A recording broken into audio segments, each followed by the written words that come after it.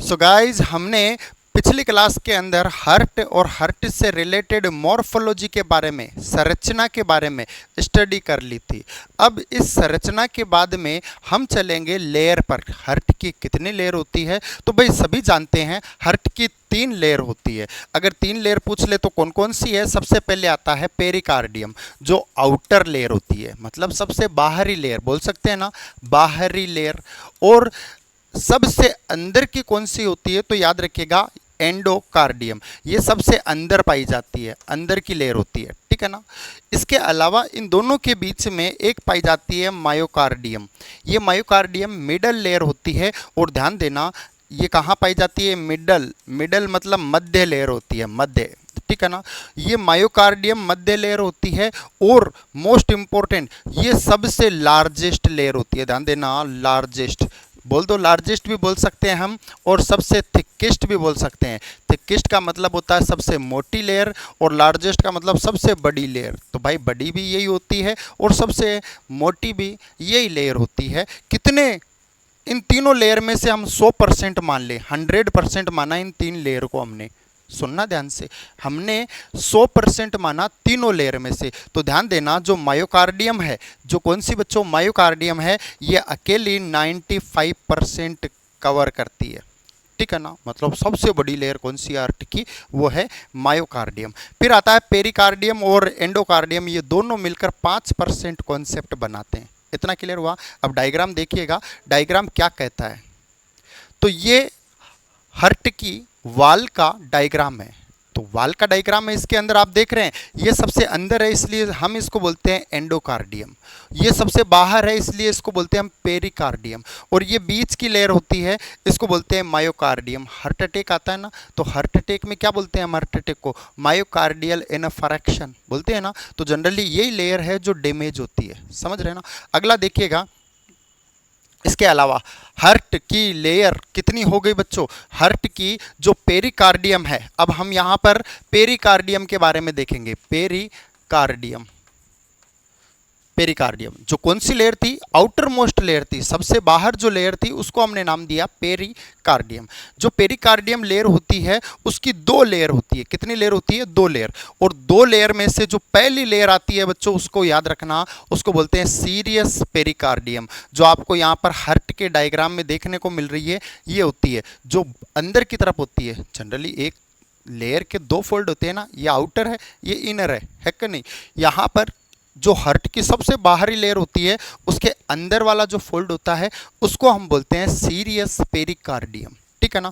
ये बनी होती है, और किसकी बनी होती है? तो ध्यान देना, ये 2 लेयर से मिलकर बनी होती है। पॉइंट पूछ लिया जाता है, ध्यान देना, ये किससे बनी होती है? ये 2 लेयर से बनी होती है। और ये 2 लेयर कौन सी है? पहली होती है आउटर पेरिकार्डियल, और दूसरी है इनर होती है, जो विसरल के नाम से जानी जाती है, मतलब डबल लेयर।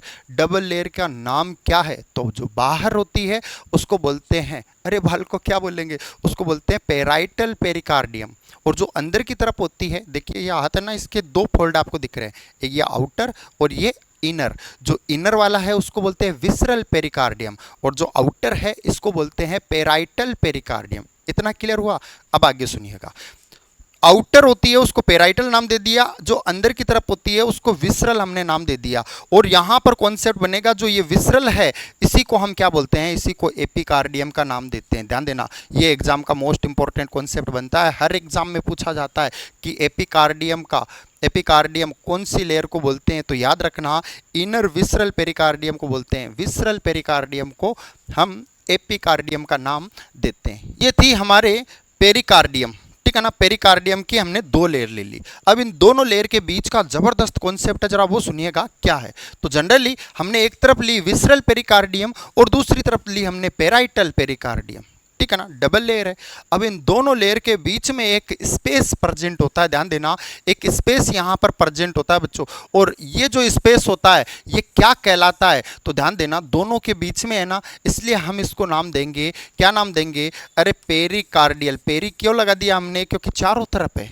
और किसके चारों तरफ है? हार्ट के, इसलिए इसको हमने नाम दे दिया पेरिकार्डियल। क्या नाम दिया? Pericardial space.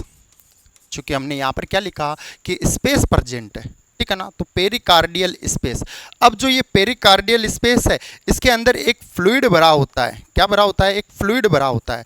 और इस फ्लूइड को क्या बोलते हैं? इसको बोलते हैं पेरिकार्डियल फ्लूइड। बच्चों ध्यान देना, कौन सा? पेरिकार्डियल फ्लूइड का हम इसको नाम देते हैं। इंपॉर्टेंट पॉइंट बनता है, क्या नाम देते हैं? Pericardial fluid. ये स्टार लगाना इंपॉर्टेंट है, एग्जाम के अंदर आता है। तो देखिएगा, जनरली पेरिकार्डियल स्पेस का हम इसको नाम देंगे क्योंकि दोनों के बीच में एक स्पेस प्रेजेंट है और उस स्पेस को हम क्या बोलते हैं? पेरिकार्डियल स्पेस बोलते हैं। इसके अलावा ये स्पेस एक फ्लूइड रखता है। इस फ्लूइड को क्या बोलते हैं? तो ध्यान देना, इसको पेरिकार्डियल फ्लूइड का नाम देते हैं। और ये जो पेरिकार्डियल फ्लूइड है ये काम क्या करता है? तो भाई हार्ट में कॉन्ट्रैक्शन होते रहते हैं ना कंटिन्यूअसली, और जो ये हार्ट के कॉन्ट्रैक्शन होते हैं तो क्या फ्रिक्शन, घर्षण नहीं होता है ना। लोहे में भी अगर 2-3 बार आप ऐसे कर दोगे ना तो लोहा भी टूट जाता है, और हमारा हार्ट तो कंटिन्यूअसली इस तरीके से चलता ही रहता है, चलता है ना। तो भाई ऐसी कंडीशन के अंदर हार्ट में इतना सा भी इश्यू नहीं आता। इसका कारण क्या होता है?